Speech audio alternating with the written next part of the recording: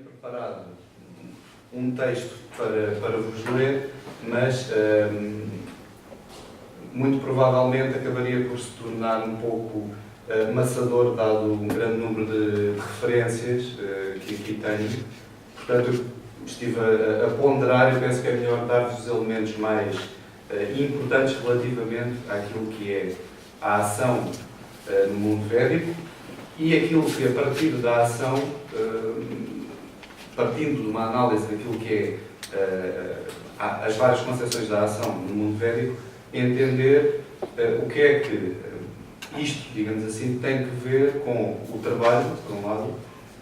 que é um tema em que andamos um pouco às escuras na literatura védica e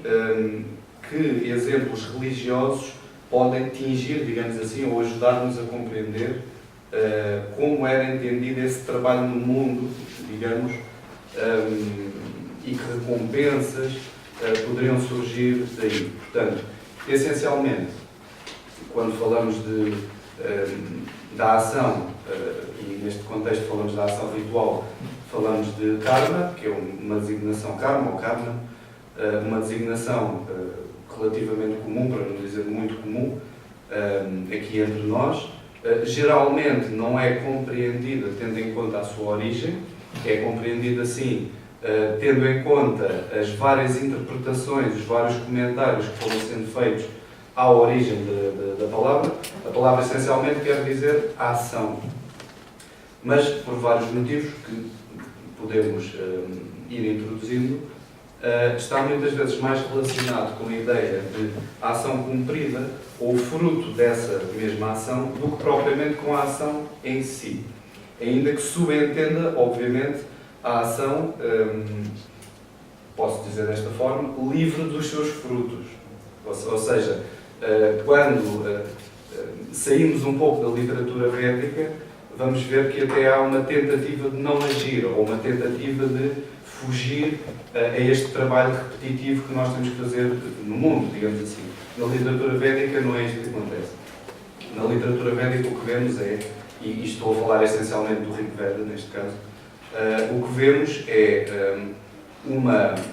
obrigação ou uma preocupação, pelo menos, em cumprir todas as ações, entre elas a profissão que nos cabe, ou o trabalho que nos cabe, tendo em conta a divisão social que é feita, que já vamos falar nela. Essa sim tem um sentido,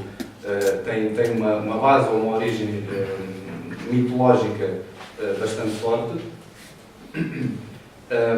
e a forma com que no mundo vamos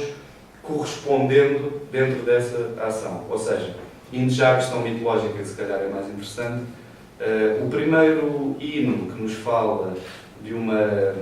divisão de castas em torno, ou seja, que se faz em torno da organização do trabalho, é o Purusha Sukta, ou seja, que está no Rig Veda, que nos fala do primeiro grande sacrifício, digamos assim, que é feito por Purusha, que quer dizer homem, mas representa o homem primordial, ou o ponto a partir do qual são geradas as sombras, que somos nós, também podemos entender desta maneira. Esse mito trata o desmembramento, o sacrifício que ele faz a si próprio, de forma a gerar o mundo e organizar o mundo. Ou seja, ele tem que se sacrificar para que uma parte de si corresponda, neste caso os olhos correspondam ao sol, os cabelos correspondam às árvores, etc. Ou seja, tudo tem um sistema de correspondência entre aquilo que é o homem físico e aquilo que é o universo, digamos assim, ou seja, e nesta divisão, neste sacrifício, há também a divisão da própria sociedade em 4 grupos principais que têm que ver, não com aquilo que entendemos hoje, mas têm que ver essencialmente com as qualidades que cada um de nós tem e, como tal, a profissão, digamos assim, para a qual nos devemos dirigir. Então, quando ele é desmembrado, a determinada altura, a sua cabeça vai formar os sacerdotes, que ficarão responsáveis, digamos assim, pelo trabalho não só religioso, mas também intelectual, pela medicina, pela astrologia, etc. Os seus braços, depois isto noutros mitos posteriores vai mudar um pouco, mas os seus braços vão se transformar na casta guerreira e na aristocracia, ou seja, aqueles que reinam, aqueles que controlam a administração, aqueles que protegem a sociedade. No fundo, o seu sacrifício é proteger todos os outros. Já vamos ver que isto depois tem implicações, o próprio sacrifício em cada uma das castas, cada um se sacrifica à sua maneira, porque trata-se de uma correspondência e trata-se de tentar copiar ao máximo, isto já foi falado de alguma forma aqui, mas tentar copiar a ordem divina de maneira a que a ordem humana possa ser mantida e manter a ordem humana, porque também é responsável por manter a divina, ou seja, depois também pode ser livre nas duas direções, como muita coisa no Rig Veda, que acaba por provocar alguns nós na nossa interpretação, mas é assim que funciona. Em terceiro lugar, as coxas desse homem primordial, as pernas desse homem primordial, geram os homens livres, ou geram, neste caso, os vaixas, geram o povo, no geral, aqueles que vão trabalhar concretamente, e os seus pés geram os escravos, não é? Geram aqueles cujo sacrifício é o serviço, digamos assim. Toda esta divisão que corresponde à lei, digamos assim, que diz como é que deve ser feito um sacrifício. Depois temos que interpretar o que é que isto quer dizer, mas este primeiro sacrifício tem que ser copiado em todos os outros e cada grupo humano, ou seja, a própria sociedade, tem que copiar este primeiro sacrifício, ou seja, em vez de existir quase como uma massa, digamos assim, tem que ser desmembrada, tem que ser partida, de forma a que cada um possa cumprir a sua ação, cada grupo cumpra uma ação que vai ser importante para o todo. Isto é bastante importante, esta ideia, porque nós nos Vedas temos uma clara noção de que o trabalho individual é sempre em nome da coletividade, digamos assim, é sempre em nome da comunidade, da sociedade. O que vamos ver mais tarde, e que está muito relacionado com a ideia de ação e com a ideia de nos libertarmos dessa obrigação de agirmos no mundo, é precisamente o contrário. Aquilo que vai ser desenvolvido pelas Upanishads, mesmo pelo budismo, é quase trabalhar só para si. Ou seja, é um caminho individual, egoísta, podemos dizer assim, que não está de maneira nenhuma presente no Rig Veda. No Rig Veda há sempre uma continuidade. Mesmo a questão da vida e da morte, muitas vezes nós acabamos por não entender se alguma vez termina esse processo, porque é referido que o homem morre como se nascesse novamente, até aí tudo bem, mas depois, além de algumas referências nos dizerem ou indicarem de alguma forma que esse homem tem que regressar, ou tem que reencarnar, se quisermos, e está aqui a base, não há propriamente uma divisão, não há uma interrupção desse processo. A ideia que dá é que nós temos uma ação no mundo, que podemos entender também como uma profissão no mundo, também já lá vamos, e essa ação tem que ser bem feita, digamos assim, para que no futuro, para que na morte, tenhamos uma boa recompensa. Mas essa mesma morte dá-nos apenas um espaço de tempo,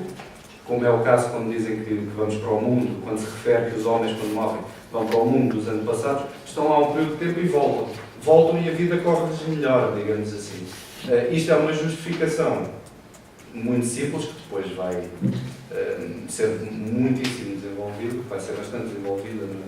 na literatura pós-védica, mas no fundo é uma justificação para porque é que existem homens que podem ser reis, digamos assim, e porque é que existem homens que não podem ser outra coisa, entre aspas, do que escravos, por exemplo. Portanto, há esta teoria da ação, se é bem feita ou se não é bem feita, como preparadora daquilo que havemos de ser no futuro, mas, por outro lado, está sempre enquadrada num sacrifício perpétuo. Em termos de como é que se aplica à profissão de cada um, essa ideia de sacrifício. Bom, Geralmente tem muito que ver com, usa-se muitas metáforas de líquidos, ou seja, os sacerdotes preparam o soma, que nós não sabemos muito bem o que é, terá que ver com alguma erva específica, e um líquido específico que é oferecido à divindade, que é lançado durante o ritual, que corresponde, não, cujo nome significa também a lua. Portanto, estamos a falar de algo que representa a ciclicidade própria do ser humano, que é oferecida em sacrifício. Portanto, esse é o trabalho, digamos assim, dos sacerdotes. Os guerreiros, concretamente, para não estarmos a falar dos reis, que no fundo têm uma obrigação de se sacrificar por todos, porque além de estabelecerem a correspondência entre o poder divino e o poder humano, no fundo é como se estivessem a servir, entre aspas, toda a humanidade. Mas os guerreiros, concretamente, o seu sacrifício é o sangue, porque,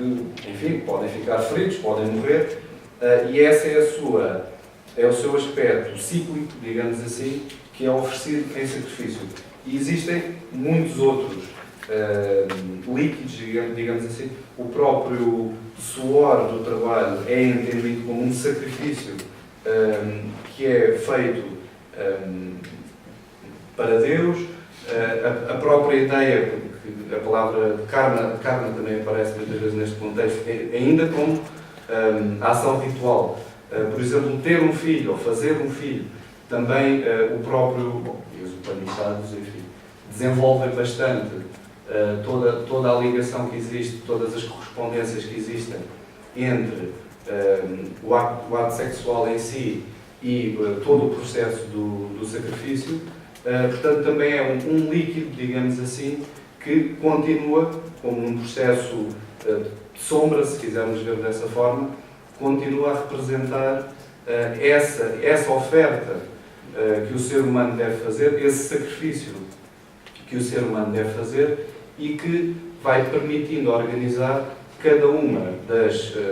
atividades, digamos assim, o lugar que cada um ocupa na própria sociedade. Outra questão importante aqui é que o homem, penso que já foi referido de alguma maneira, mas o homem nunca sai propriamente da sociedade, que é outra ideia que no futuro, na literatura pós-védica, acaba por ser desenvolvida e defendida enquanto libertação, ou seja, um homem trabalha para a sociedade e só é afastado dessa sociedade quando cumpre uma má ação, ou seja, quando de alguma forma aquilo que fez é considerado uma ação negativa, vamos chamar-lhe assim, e é obrigado a afastar-se para um local simbólico, digamos assim, mesmo no pós-morte, um local simbólico onde não há alimentos, onde não há organização social, obviamente, onde não se podem ter filhos, ou seja, onde não há alegria, onde não há luz, etc. Portanto, é um sítio, no fundo, onde não há trabalho. Isto ajuda-nos a entender que o trabalho ou a ação digamos, aquilo que mais importa, ou aquilo para que o homem nasce, e já vamos ver alguns exemplos sobre isso, se houver tempo, e por outro lado esse afastamento é negativo. E os próprios mortos, digamos assim, é esperado que intercedam também do outro lado, de maneira a inspirarem, enquanto antepassados, poderem inspirar os hinos, poderem inspirar as ações humanas e, a determinada altura, nesta lógica, regressem e sejam inspirados por outro. Portanto, é como se nunca houvesse uma separação da humanidade, nem de um lado nem de outro. Há separação, sim, daquilo que é sacrificado e daquilo que, de alguma maneira, pode ser entendido como eterno, porque há alguns hinos interessantes neste sentido, em que se invoca o fogo para vir queimar o morto, digamos assim, para levar o morto, pede-se que esse fogo queime bem o corpo, porque vai servir de alimento, mas que não queime demasiado, ou seja, que queime apenas aquilo que é físico, que deixe aquilo que se chama adjar, no sentido de não nascido, ou se quisermos que não morre, que deixe aquilo que não nasce, neste contexto, que siga o seu caminho e que possa regressar. Dentro da mesma lógica, existe também a ideia da transferência das próprias ações, ou aquilo que mais tarde depois é identificado como a transferência do karma entre famílias, etc. Ou seja, a ideia de que uma boa ação, uma ação que respeite a lei, que respeite aquilo que é ético, digamos assim, vai permitir a continuidade de todo o grupo. Portanto, enfim, portanto, na mesma lógica de continuidade. A palavra, posso também referir a esta questão, a palavra em si, que refere à ação ritual, vai sofrendo vários significados, vai sofrendo várias alterações em termos da forma como foram entendidas e conforme o contexto em que foram usadas, mas parece que nasceu de um termo gramatical, que tem exatamente o mesmo nome, que se refere ao objeto, ou seja, tudo aquilo que o sujeito deseja. Por exemplo, o homem vai para a cidade, por exemplo, ou quer ir. A cidade em si, enquanto objeto, nunca muda. O sujeito altera-se ao perseguir, ao tentar fazer ou cumprir essa ação, e aqui começam a surgir alguns problemas de interpretação. A própria ação em si vai-se transformando, várias coisas que o homem poderia não estar à espera ou melhor, não seriam desejáveis neste percurso, podem ocorrer, mas a cidade em si não muda, ou o desejo em si não muda. Daí este facto de poder ser responsável pela forma como se entendeu a palavra ação. Porque a ação é uma ação sempre ritual, ou seja, procura-se que todo o ato humano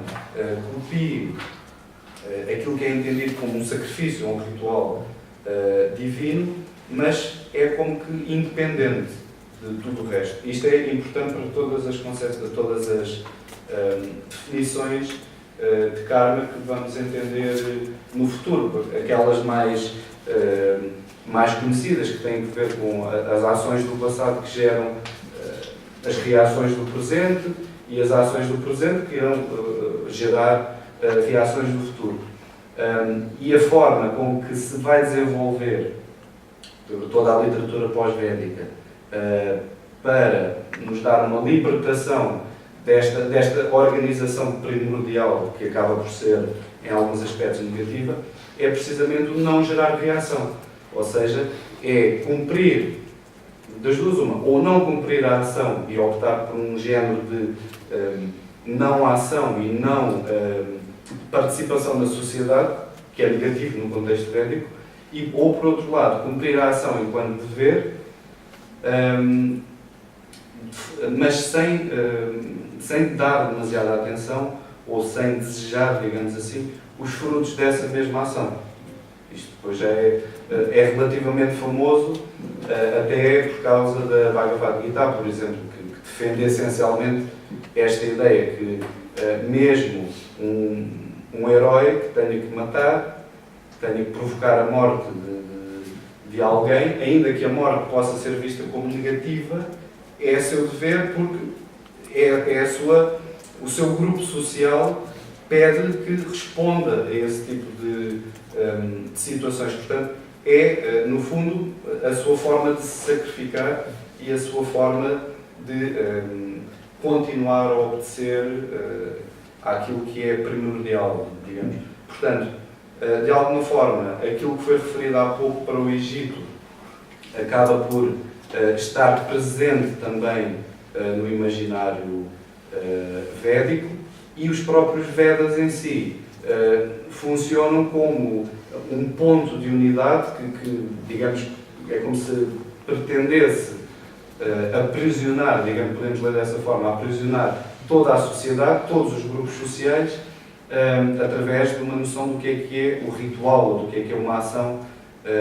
correta, uma ação bem feita. E acaba por ir, portanto, na mesma linha. Eu penso que posso... Ainda tenho, sim. Ainda tem algum tempo? 10 minutos. Ok. Algumas questões podiam ser desenvolvidas depois. Volto a dizer, a referir uma questão que referi no início. Portanto, o trabalho em si, a ideia de trabalho em si, só acidentalmente é que nós conhecemos, é que nós podemos entender nos Vedas. Ainda que existam referências, por exemplo, à ideia de que o dia e a noite foram feitos para que o homem trabalhe, por exemplo. Nós podemos interpretar o dia para trabalhar e a noite para descansar desse trabalho, ou a vida para trabalharmos e a noite para repousarmos, digamos assim. Mas, no fundo,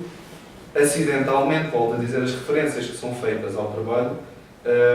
acabam por nos levar à ideia de que é a única coisa que é pedida ao homem, ou seja, é a única função importante, digamos, do homem é entrar na sociedade, ser ordenado, ou organizar-se num grupo específico de trabalho, vamos dizer assim, responsável por determinado aspecto dessa sociedade, que permita a riqueza, ou que permita a vida religiosa, ou que permita a proteção através da guerra, por exemplo, mas como o verdadeiro sacrifício que o homem tem que cumprir. No fundo, o aspecto em que nós podemos colar nesta ação, o aspecto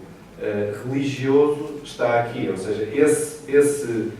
sacrifício que é externo, esse sacrifício que é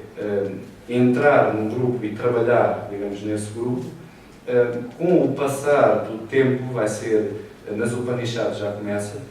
vai ser visto como um trabalho que é ele próprio interno, ou seja, há como que um sacrifício externo, mas que permite sempre um sacrifício interno. E isso é entendido no caso, por exemplo, da casta sacerdotal. No aspecto intelectual, digamos assim, ou de um género de sacrifício intelectual, que no fundo vai oferecendo, se quisermos, ou vai deitando ao fogo do ritual, se quisermos ler dessa maneira, as velhas crenças, os preconceitos, por exemplo, ou seja, e todo o caminho de aprendizagem, de entendimento sobre o que quer que seja que se esteja a tratar, é a possibilidade que o homem tem, digamos, de evoluir em grupo. Volto a referir esta questão. Ou seja, ainda não há propriamente uma ideia de evolução individual, digamos assim, ou de progresso individual através de um trabalho específico. É sempre em conjunto. E obrigado.